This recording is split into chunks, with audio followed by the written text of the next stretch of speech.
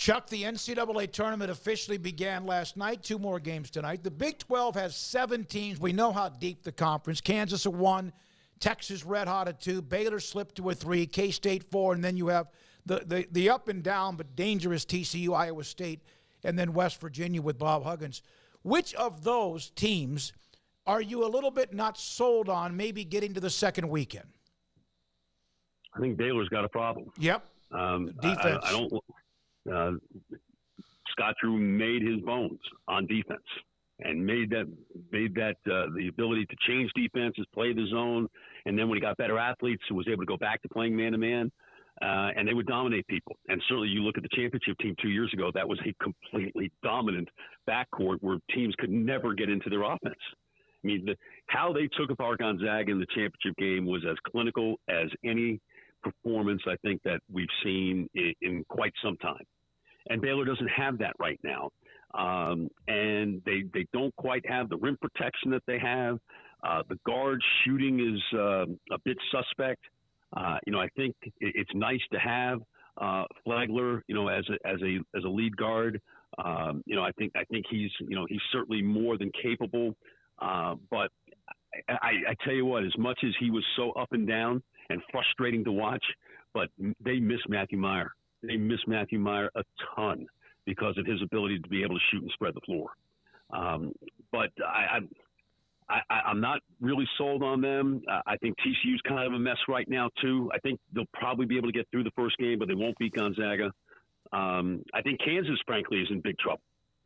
They did not get a good draw at all. Number one, not being able to be in the regional that could get to Kansas City, but I don't know that they would that they're getting out of the first weekend. I think if they wind up playing Arkansas in the second round, Arkansas is going to give them everything they want. Arkansas's got pros on their team now.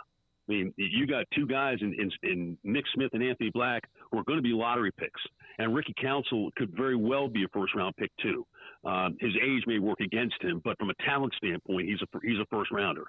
That's a bad matchup for Kansas because Kansas has to rely on their defense right now. I think their offense is very spotty, and also I think if Bill Self is not available to coach, and this is no disrespect to Norm Roberts at all, because I do think he's been a very fine assistant. I think he did a good job last weekend in Kansas City, but Bill Self's one of the great in-game adjusters in the college game, and if they have to play Arkansas, I think.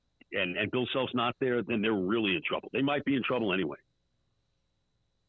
Chuck Cooperstein with us on 365 Sports. When you look at Kelvin Sampson in Houston, where they are, a number 1 seeded, obviously have had a heck of a run. Made a run last year, made a run 2 years ago until they ran into that buzzsaw from Baylor. Your thoughts about, are they more ready this year? I know Sasser's injury is a big deal. More ready this year to make even that run to get back to the Final Four? Absolutely.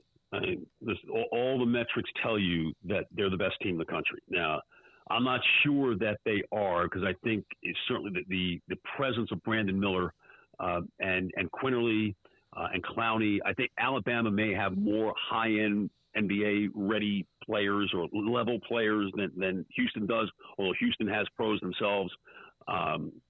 But no team plays harder than Houston. You will never outwork a Kelvin Sampson coach team. And for Houston, it basically comes down to whether or not they'll shoot. They will always guard. They will always really make it difficult for you. But sometimes their shooting goes haywire. And this isn't a one and done type of tournament. One bad night and you're out. That's the one thing I would worry about with Houston, and especially if Sasser is not available. Certainly for the second round game, which could be a really interesting game against either Iowa or Auburn.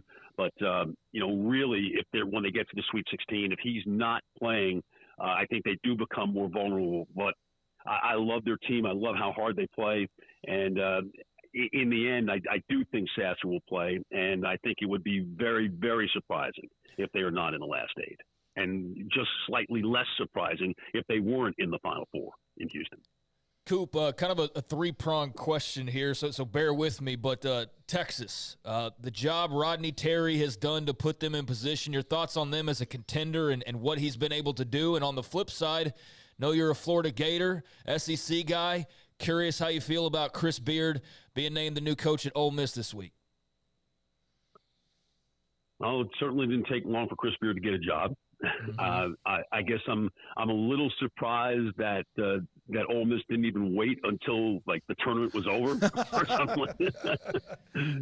But Chris Beard's a great coach. I mean, he is, and as long as he's legally in the clear, I don't see where Ole Miss has done anything wrong here. It'd be another story if there were outstanding legal issues, but there aren't.